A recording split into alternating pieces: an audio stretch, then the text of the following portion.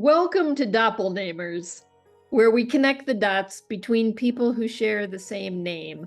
My name is Elizabeth Russell, and this is the story of my doppelnamer, a pioneer named Elizabeth Russell, who was tried for murder in Eau Claire, Wisconsin in 1892.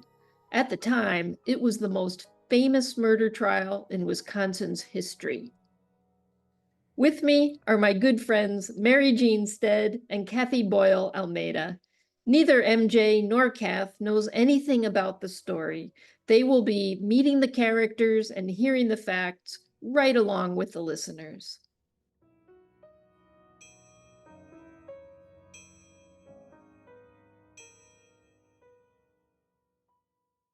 MJ and Kath, hi, welcome back.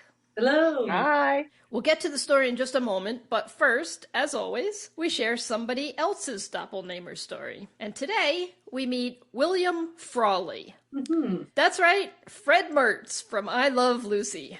Oh. We grew up on I Love Lucy reruns, right? Yes. And Fred Mertz seems a part of our lives. But to put things in perspective, William Frawley was born in 1887. So he was alive when the Elizabeth Russell story was taking place. Fred Mertz himself was only 20 years younger than our pioneer farmer, Peter Erickson. And actually, Frawley's age is one of the causes for the long-running feud between he and Vivian Vance, who played his wife Ethel on I Love Lucy. Mm-hmm. Vivian Vance complained loudly and frequently about having to play the wife of someone so much older. Frawley took offense, and it seems they just fell into a mutual hatred. According to Wikipedia, Frawley once said of Vance, "She's one of the finest girls to come out of Kansas. I just wish she'd go back there." Oh, cruel. So that's William Frawley. But now you're probably asking, so what does this have to do with doppelnamers? Well, in this episode, you're going to meet a new character, the district attorney who prosecuted Elizabeth Russell. His name was William Frawley. Oh, cool. In our last episode, we learned that less than 2 months after meeting her at a dance, Peter Erickson suddenly and to some extent secretly married his brother Adam's girlfriend, Bertha Jensen. Mm-hmm. Peter and his brother had negotiated with their parents to take ownership of the parents' farm in exchange for a promise to care for the parents for the rest of their lives. Now, we have to figure this was motivated in part by Peter's marriage and his need to establish a home of his own. The parents may have gotten the better deal, though, because it turns out the farm was way underwater in debt, and Peter hadn't thought to check that out before taking ownership. That was a bad move. It's amazing the other brother didn't check it either. So Peter was in serious money trouble. Oh, no. Peter confessed this to Elizabeth Russell and, in possibly the worst decision of all time, agreed to do even more work for Elizabeth and to bring his new wife, Bertha, to Elizabeth's farm where they would all live under the same roof. We also learned that Bertha, age 17, would soon die at Elizabeth's farm. Ugh. So the year is 1891. Peter left Elizabeth's farm on February 14th, presumably to go negotiate with his parents for ownership of their farm. I have a quick question. Is there a big distance between Elizabeth's farm and the farm that he's inheriting from his parents? It looks to me like about 16 miles. Oh, okay. So it wasn't like he could just live at the parents' home. No, because you got around by horse and buggy. So. Yeah, that wasn't a quick commute. That would have been a hardship. Okay. But who's taking care of his new farm if he's living over at Elizabeth's farm? Ed. Brother? I imagine his parents are still doing that. Oh, all right. Ed lives there too. No, Ed has his own place. I don't know why Ed's even in on this. Honestly, we're going to learn more about Ed in a little bit. Peter did have to move in with Elizabeth under the financial circumstances. It was his only option at this point. Well, not necessarily, because right after they got married, Peter and Bertha went to live with Bertha's parents for a while. Okay. Oh. Maybe that couldn't have been a long-term solution, but they were there. Well, let's see. They got married on the 21st, and Peter returned to Elizabeth's farm on the 27th. And Bertha was still there. So Bertha stayed at her parents' place for a while. Peter didn't really look for that many job opportunities. He went the first one. Pretty weird decision. So Peter left Elizabeth's farm on the 14th, presumably to go negotiate with his parents for ownership of their farm. He secretly married Bertha Jensen on February 21st, and like we just said, after the wedding, they went to stay with Bertha's parents, the Jensens. Right. On February 27th, Peter returned to Elizabeth Russell's farm, both to announce his marriage and to collect whatever wages Elizabeth still owed to him. At that time, Peter and Elizabeth had some serious conversations. As I just mentioned, Peter confessed his money troubles, and Elizabeth used this to try and keep him around. According to Peter, Elizabeth declared that she held property and money in her own name, which was unusual then. Yeah. Because the more I read about her, the more I see her conducting business in a way that you wouldn't really have thought women would have done back then. And she was pretty old when she got married, right? So she had already kind of Yeah. established some things for herself, which again was probably not common for that time. She did possibly own her own Right. property. Okay. Right. Anyway, let's say she owned it, but she also used it, because she's using it against Peter here, saying Okay. that she promised that if Peter would stay, she'd leave it all to him. Ooh, wow. Apparently, she also told Peter that Thomas Russell, her husband, was running around with other women, including, and this is a quote from the transcript, so please forgive me, the squaws on the reservation. Wow. I haven't heard Wow. that word in a while. Whoa. So basically, Elizabeth manipulated Peter into staying at the farm and told him to bring Bertha. Elizabeth told Peter she had, quote, many things she would give her if she would come. As for Bertha discovering the improprieties between Peter and Elizabeth, Elizabeth basically resorted to gaslighting. Okay. Here's a selection from Peter's testimony. She, Elizabeth, said that Bertha would never know there was anything between us. She wished I would bring Bertha, that she, Elizabeth, was the best friend I would ever have, and she would help me if I was ever crowded for money. Crowded for money. That's a great Crowded. So money-strapped Peter agreed to stay on at Elizabeth's farm, and he brought Bertha there to live. Did Elizabeth try to befriend Bertha? We'll see. Okay. Newspaper articles describe Bertha as being in, quote, weak health the whole time she lived at Elizabeth's farm, which was only 3 weeks. And it seemed she was ill from the time she arrived. Bertha's apparent illness came and went. She got better, then worse, then better, then worse. And her primary symptom was vomiting. Mm-hmm. Ooh, this doesn't sound good. Sounds suspicious. And doctors were called to examine her on at least 2 occasions. Dr. D.W. Asham testified to being called to Elizabeth's farm on March 25th, 1891, to see Bertha, who was laughing and talking, and Dr. Asham did not think her condition serious. The medicine he left, and please forgive my pronunciations, consisted of extract of peach tree leaves and nux vomica in a mixture of water, with directions to take 1 teaspoonful every hour. This was given to arrest vomiting. He also left 10 grams of antipyrine and elixir of bromide of potash. Dr. Asham testified, I examined Bertha Erickson, thought the symptoms were of pregnancy, made the usual examinations, and did not think she was very sick, and I was surprised at being called. So he just thought she was pregnant. It's the first time anybody said that out loud. Mm-hmm. Interesting. Let's pause to look at the medicines that Dr. Asham prescribed for Bertha. It has like cocaine in it. Well, according to WebMD, Nux vomica contains strychnine, which can build up in the body and cause death in a matter of weeks. Oh, God. Wow. And I guess they didn't really, at that point, think about things crossing over to the fetus. That wasn't anything to be concerned with. The only reference I can find for antipyrine is that it is used for treating ear infections. And bromide of potash, if this is what we know today as potassium bromide, is used as a dog sedative with a long list of very bad side effects. So Oh, gosh. Bertha possibly was not receiving top-notch medical care. Oh, Gosh. gave her whatever was in his bag. Here you go. Wow. Now, do you remember Bertha. Dr. Ralph Rollin Chase. He's the doctor who went to college in what's now Syracuse University. Yes, Oh, yes. yes. And he's the one who said he would be happy to push a Norwegian down the stairs. Oh, right. Fine young man. Well, he too was called to treat Bertha at Elizabeth's farm. Right. Now, Dr. Chase, he'd actually been there on March 16th prior to Dr. Asham. He found Bertha to be resting on a couch, dressed, slight rise of temperature and slight quickening of pulse, tenderness over the right kidney, and some trace of having vomited. You gotta wonder what that trace was. I was just sitting in it Blah. on the couch. Dr. Chase prescribed a tincture of aconite, and just like Dr. Asham, the bromide of potash, the dog sedative. They agreed. Yeah. Drugs.com says that aconite has been used for centuries as both a poison and a medicine.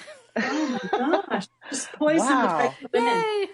Yeah. And that too is a sedative, and that it should never be used during pregnancy or lactation. So another sedative. I mean, was that what they did back then? Yeah. When Yeah. women presented with medical issues, like, let's just sedate her. Yeah. Put her to sleep. And she's not confirmed pregnant. They just assume. Right. Wow. Back then they didn't Oh. have the drugstore test. If she got pregnant the night of the dance, she'd be 4 months too. Oh, 2. Okay, 2 months. Yeah, you wouldn't see anything. Yeah, but if you would be having a lot of sickness at that point. Right. Yeah. Morning sickness, yep. So the transcripts and newspaper articles pretty strongly suggest that Bertha had 2 medical issues. First, something might have been going on with her kidneys. That was Dr. Chase's conclusion. And maybe not surprisingly, Bertha started vomiting even more after she took the medicine that Dr. Chase prescribed. In fact, Dr. Chase was the first doctor to treat Bertha or second? the first. Okay, so it's not like she had been on medication prior to him looking at her kidney. No, she had been taking no medication prior to that. Okay. Bertha vomited so hard. I mean, she's vomiting anyway, but now after taking the medicine that these doctors have given to The her, potash. The Nox vomitus. she vomited Yes. so hard that her nose bled, and she screamed about excruciating pain in her back, which is where the kidneys are, right? Right. Yeah. Now, maybe it was her kidneys, but it could also have been a regular back injury, because on March 14th, Bertha and Elizabeth had gone into town by horse-drawn sleigh to do some shopping and business. And they were in an accident with another team of horses. Oh boy. And getting out of the sleigh, Bertha caught her heel and fell. And Sounds suspicious if Elizabeth was nearby. Elizabeth's testimony about Bertha's fall was that Bertha whirled round and struck her hips and back and acted like a chicken with its head cut off. She seemed bewildered. She whirled herself into the sleigh. She whirled round, struck her hips and back. So if Elizabeth's testimony is on that is to be believed, she could easily have had a back injury. She might even have had a head injury. She might have had a concussion, and that makes a person vomit too. That's right. Boy. So who knows? Maybe it was her kidneys. Maybe it was an injury. But something was going on that made her have excruciating back pain. Mm-hmm. And as for the other condition, there's a pretty good chance she was pregnant. Yeah. Right. That was Dr. Asham's conclusion, and during the trial, Dr. Chase testified that he too thought she had been pregnant. During the trial, Peter testified that he and Elizabeth had spoken about Bertha's condition. Here's an excerpt. Lawyer to Peter. At the times your wife had those sick spells, vomiting, did Mrs. Russell speak to you about them? Peter. Yes, sir. Lawyer. What did she tell you? Peter. She said she was in the family way, and in 9 months she would be all right. Wow. So Elizabeth thought she was pregnant too. Yeah, right. Yeah, everyone. On March 23rd, so this is after Dr. Chase had been there, but before Dr. Asham, Peter wrote a letter to Bertha's parents.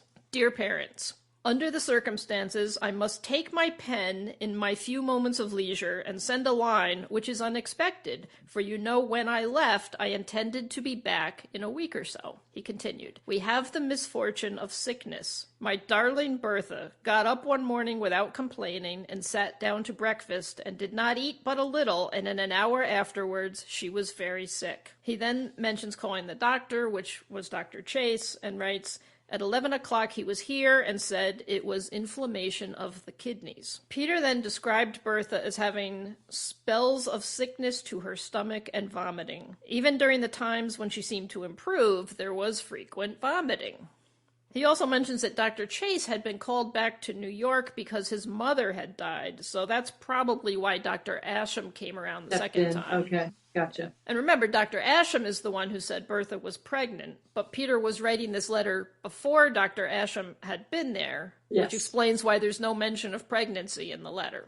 Right. Okay. April 1st, 1891 was a Wednesday. Peter had made arrangements for he and Bertha to leave Elizabeth's farm that day. They were going. Oh, wow. A team of horses came to call for them, driven by Peter's brother Albert, this is yet another brother, his sister Betsy, and Betsy's fiance. They actually said Betsy's betrothed. Once the team arrived, everybody went inside Elizabeth's house to have a meal. Okay. And about that, we have some really conflicting testimony between Peter on the one hand and his sister Betsy on the other. Oh.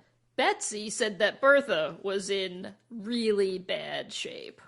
Oh, boy. This is Betsy's testimony. Betsy, she was very sick and looked pale. She was lying in the bed with her clothes on. She threw up her arms, all the while moaning and complaining of being sick at her stomach and saying, "Oh, I wish I could vomit." Lawyer, did she appear to you to be in a dying condition?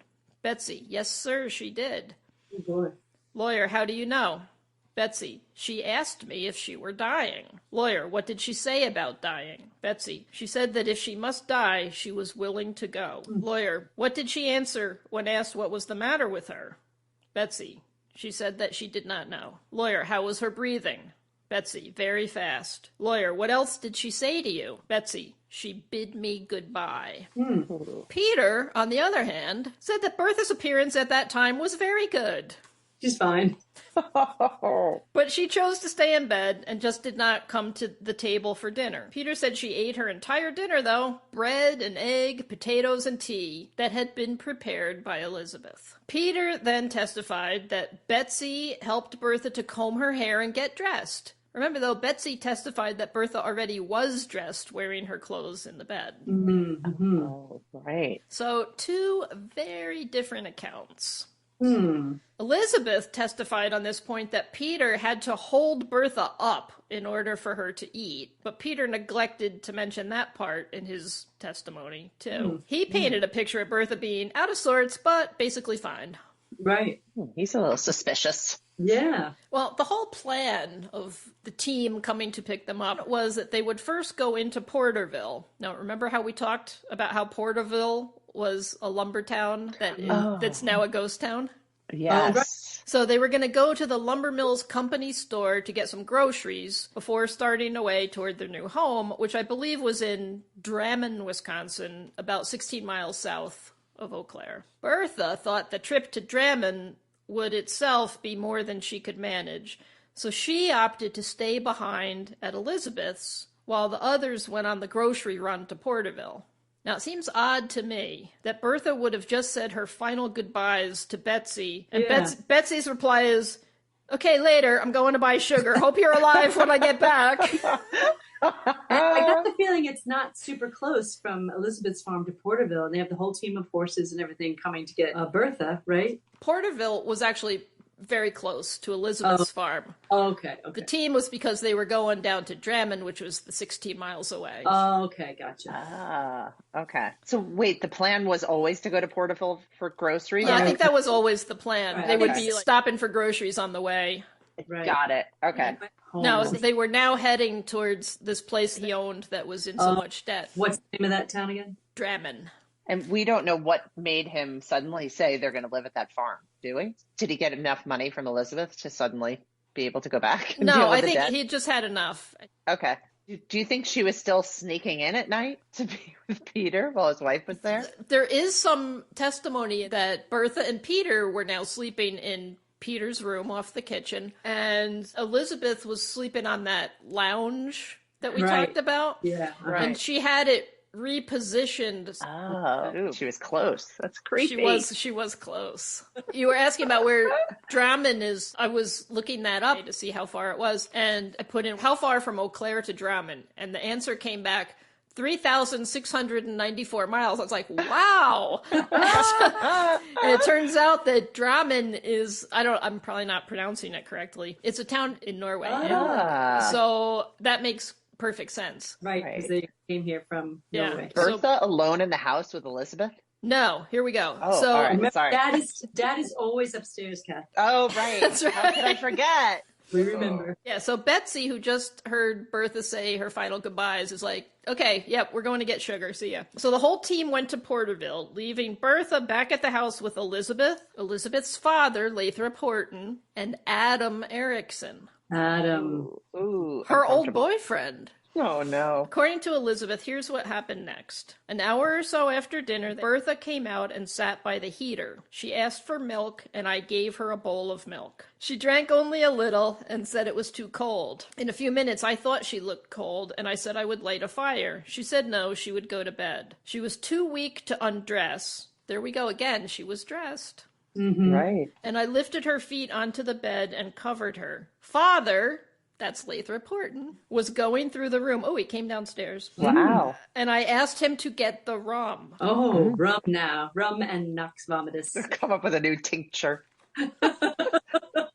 So Dad brings in the booze. Go ahead. Bertha grabbed my hand, and Father poured the rum in a spoon that I picked up from the chair. There was a goblet she had water from. She had taken the drink herself. So on the chair, there was a spoon, and there was also a goblet of water.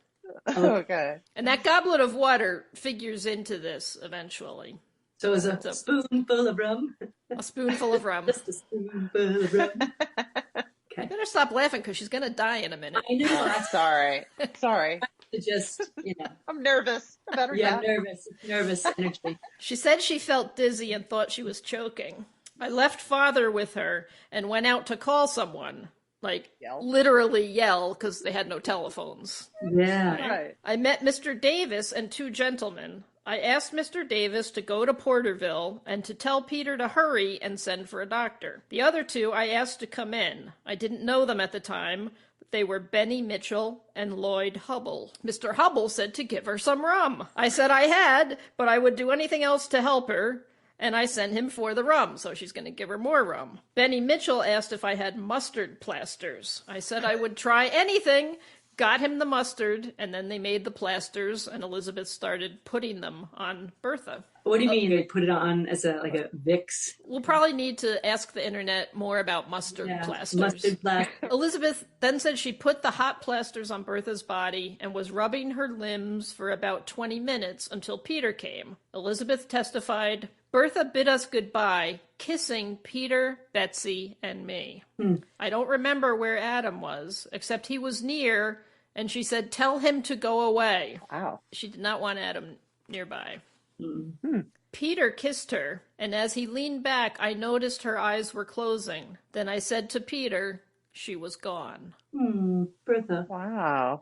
So that's Elizabeth's account of what happened. Wow. Peter's account is actually fairly consistent. So here's what Peter said. We went to the company store. We purchased coffee, sugar, tea, a broom, and tobacco. A man named Davis came in. He called me and he said, Pete, your wife is worse. So Peter called for Dr. Chase, and then he and the others hurried back to the farm. Lawyer, how long were you absent from the house altogether? Peter, about 3/4 of an hour. Lawyer, who did you see on your return? Peter, Mrs. Russell, who came outside. Lawyer, what did she say? Peter, for God's sake, Pete, hurry in here. Lawyer, who was in there? Peter, a stranger to me at the time, Hubble. Lawyer, what was he doing? Peter, he was removing a cloth from my wife's stomach and replacing her on the bed. Lawyer, what was her appearance? Peter, she was pale. She looked up and said, Pete, I know you. And I never was so sick in my life. If only I could vomit. My wife moaned terribly, grasped at things with her hands, drew back her head, her eyes staring but she wouldn't notice things. then made motions calling for water and help. This continued from the time I arrived until 4 o'clock when she died. Okay, now you're allowed to laugh at this next question. Lawyer, at the time she died, what was her condition? We would have gotten a bad grade for asking that question in trial practice class. Yeah. We'll get into more details next time about what happened on the day of Bertha's death. But for now, you should know that things happened really pretty normally, as one would expect. Bertha's body was eventually transported to her parents' house. There was a funeral, and Bertha was buried in the Hadleyville Cemetery in Pleasant Valley, Wisconsin. And there was really no talk of foul play. Here's the obituary that appeared in the Aliva Recorder the week following Bertha's death. Died, Mrs. Bertha Erickson, at the residence of Mrs. T. Russell of Porterville, April 1st, 1891, of inflammation of the kidneys caused from a relapse of the grip, aged 17 years, 3 months, and 9 days. Mrs. Erickson was the daughter of our Honorable Mr. John Jensen and was highly respected and beloved by all who knew her. She was a bride scarcely 6 weeks, being married on the 21st day of February. She was able to be about the house up to a short time before her departure. 2 hours before her death, she really insisted on starting home with her brother-in-law. Now that part makes me guess Peter was the one supplying the obit information. Okay. The husband is nearly frantic with grief. The funeral services were held at the residence of her parents last Sunday, Reverend George Dickinson of Hadleyville officiating. The remains were interred at Hadleyville Cemetery by the side of her brother Charles. Okay. Right. Yeah. So how did this lead to a murder trial? Yeah. Right. Well, it all started with Peter's brother, who for some reason got it into his head that Bertha had been buried alive. Oh.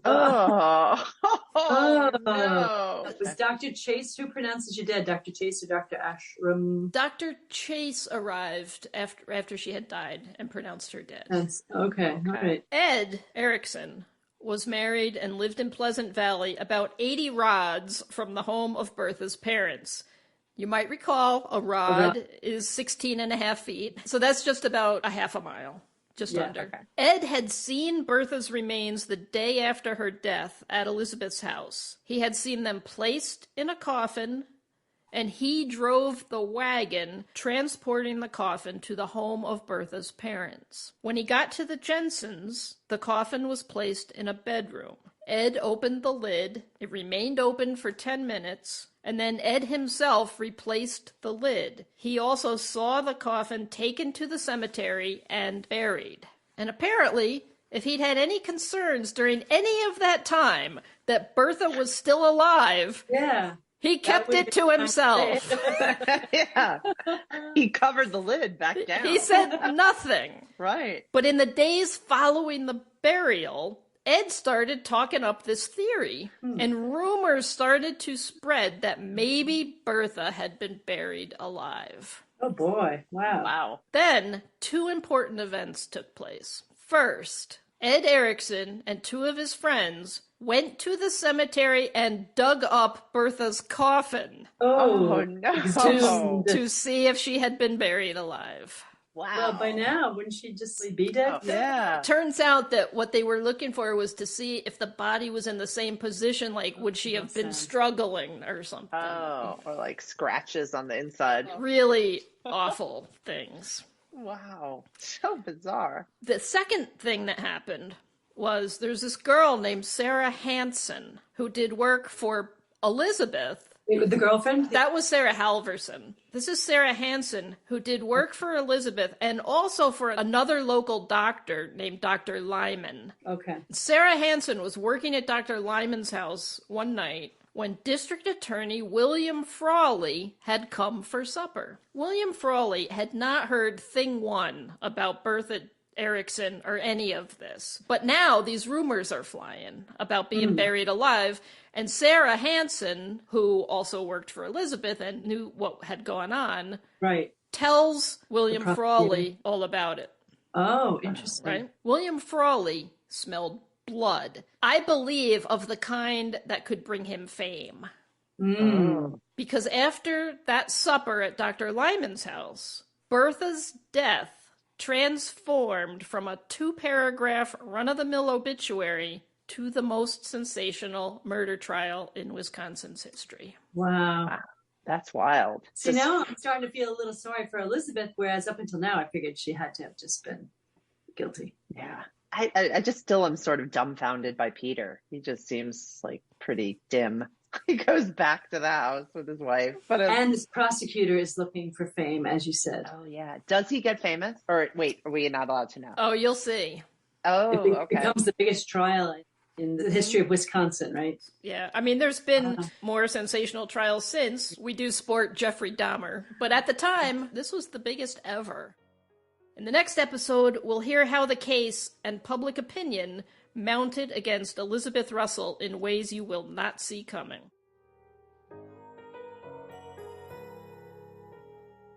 Doppelnamers is a production of Harriet's Guides, LLC. Our theme music was composed and performed by Mary Jean Stead, orchestrated and arranged by Janine Lynn Claps. The Doppelnamers logo was designed by Kay Lum. Thanks to my co-hosts, Mary Jean Stead and Kathy Boyle Almeida. Thanks to the Wisconsin State Law Library, the Wisconsin Historical Society, the archivists at the University of Wisconsin-Eau Claire, and the University of Wisconsin-La Crosse. Take care, Doppelnamers.